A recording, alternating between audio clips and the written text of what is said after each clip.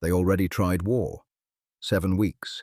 Missiles, strikes, threats, and Iran didn't break. So now Trump has a new idea. Block the Strait of Hormuz. Sounds strong, right? Except this is where it gets dangerous, because this isn't just about Iran.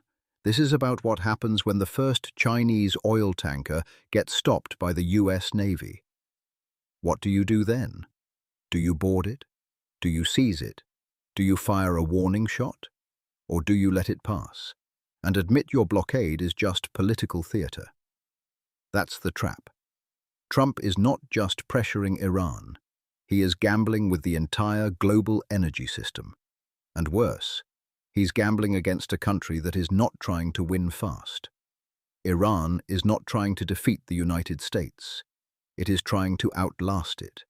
And it already proved it can.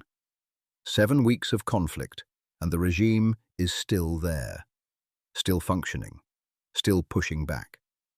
Because Iran doesn't need prosperity to survive. It needs patience.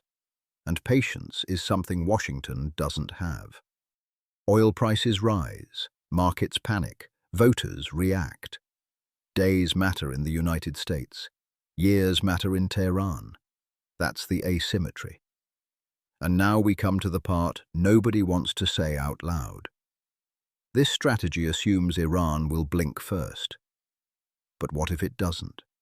What if it tightens the belt, absorbs the pain, and waits for the political pressure to hit Washington instead? Because that's exactly how this plays out. The blockade starts. Shipping slows.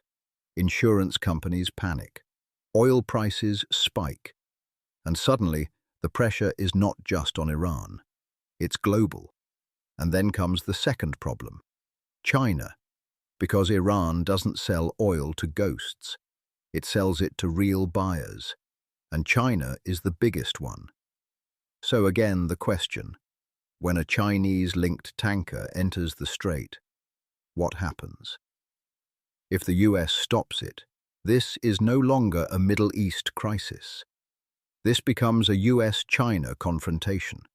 Not a shooting war, maybe, but something colder, more dangerous, and far more unpredictable. And if the US lets it pass, then everyone sees the truth. The blockade has limits, and once a strategy shows limits, it loses power. Now here's where it becomes almost surreal, because we've seen this movie before. Under Barack Obama, dealing with Iran took years. Experts, diplomats, intelligence agencies, multiple countries. A slow, painful, technical process. Not exciting, but serious. Now, we get pressure first, thinking later. We get escalation without a clear endgame.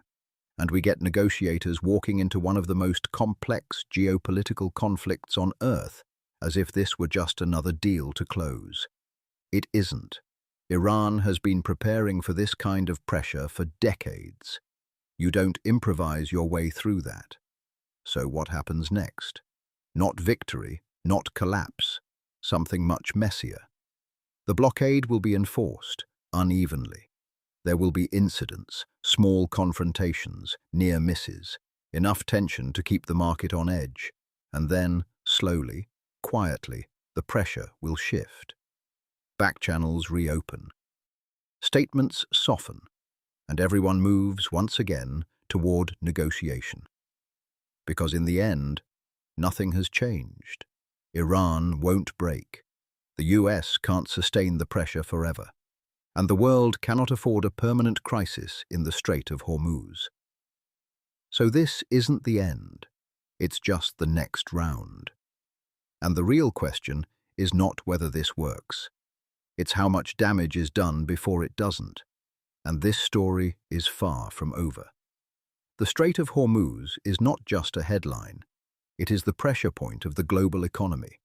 And what happens next will shape energy markets, geopolitics, and the balance of power far beyond the Middle East.